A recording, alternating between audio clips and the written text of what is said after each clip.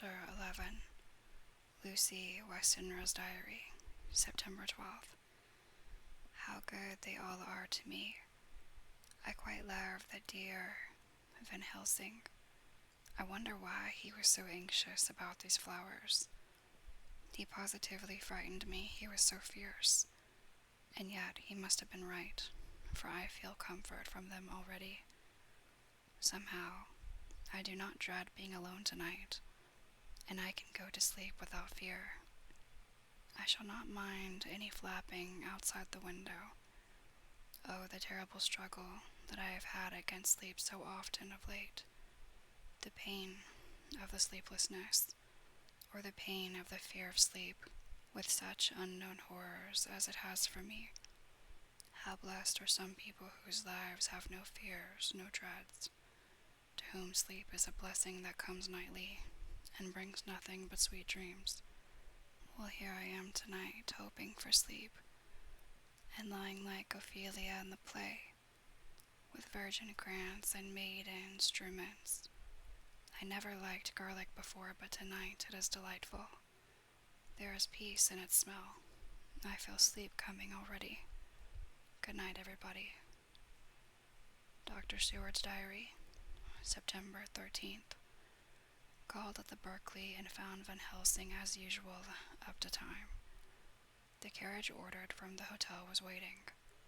The professor took his bag, which he always brings with him now. Let all be put down exactly. Van Helsing and I arrived at Hillingham at 8 o'clock. It was a lovely morning. The bright sunshine and all the fresh feeling of early autumn seemed like the completion of nature's annual work. The leaves were turning to all kinds of beautiful colors, but had not yet begun to drop from the trees. When we entered, we met Miss Westenra coming out of the morning room. She is always an early riser. She greeted us warmly and said, "You will be glad to know that Lucy is better. The dear child is still asleep." I looked into her room and saw her, but did not go in, lest I should disturb her. The professor smiled and looked quite jubilant. He rubbed his hands together and said, "Aha, I thought I had diagnosed the case. My treatment is working." To which she answered, "You must not take all the credit to yourself, doctor. Lucy's state this morning is due in part to me." "How do you mean, ma'am?" asked the professor. "Well, I was anxious about the dear child in the night and went into her room. She was sleeping soundly, so soundly that even my coming did not wake her. But the room was awfully stuffy. There were a lot of those horrible, strong-smelling flowers about everywhere, and she had actually a bunch of them round her neck. I feared that the heavy odor would be too much for the dear child in her weak state, so I took them all away and opened a bit of the window to let in a little fresh air. You will be pleased with her, I am sure." She moved off into her boudoir, where she usually breakfasted early. As she had spoken, I watched the professor's face and saw it turn ashen gray. He had been able to retain his self-command whilst the poor lady was present, for he knew her state and how mischievous a shock would be. He actually smiled on her as he held open the door for her to pass into her room. But the instant she had disappeared, he pulled me suddenly and forcibly into the dining room and closed the door. Then, for the first time in my life, I saw Van Helsing break down. He raised his hands over his head in a sort of mute despair, and then beat his palms together in a helpless way. Finally, he sat down on a chair and, putting his hands before his face, began to sob with loud, dry sobs that seemed to come from the very racking of his heart. Then he raised his arms again as though appealing to the whole universe. "God, God, God," he said. "What have we done?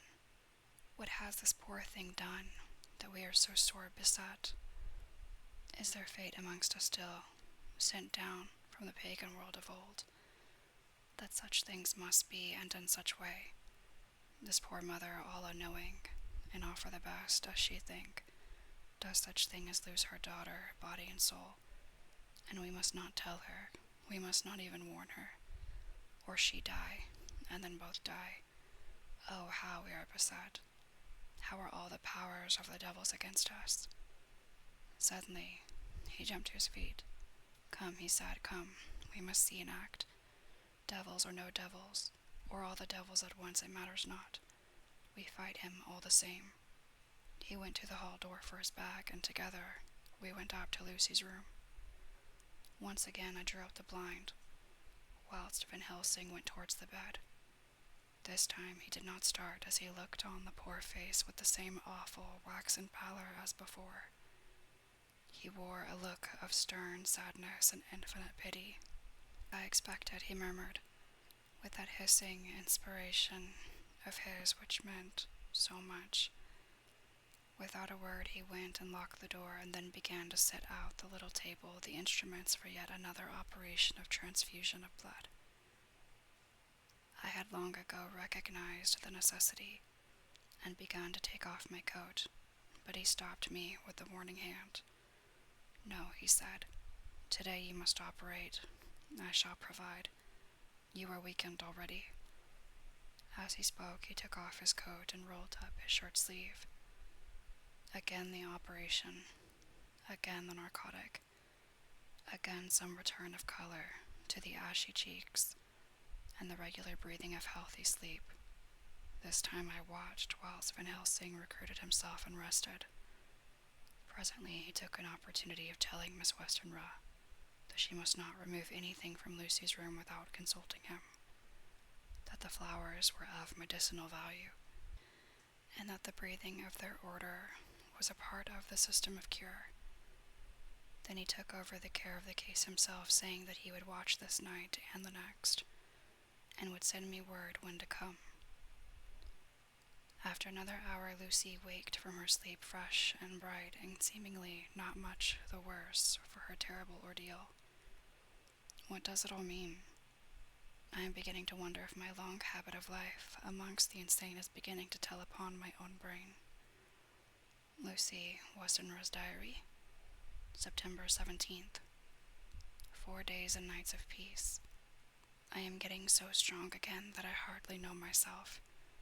It is as if I had passed through some long nightmare, and had just awakened to see the beautiful sunshine and feel the fresh air of the morning around me.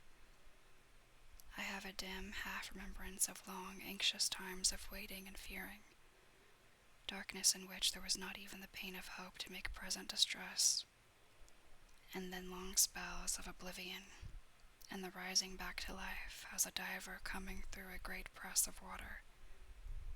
Since, however, Dr. Van Helsing has been with me, all this bad dreaming seems to have passed away.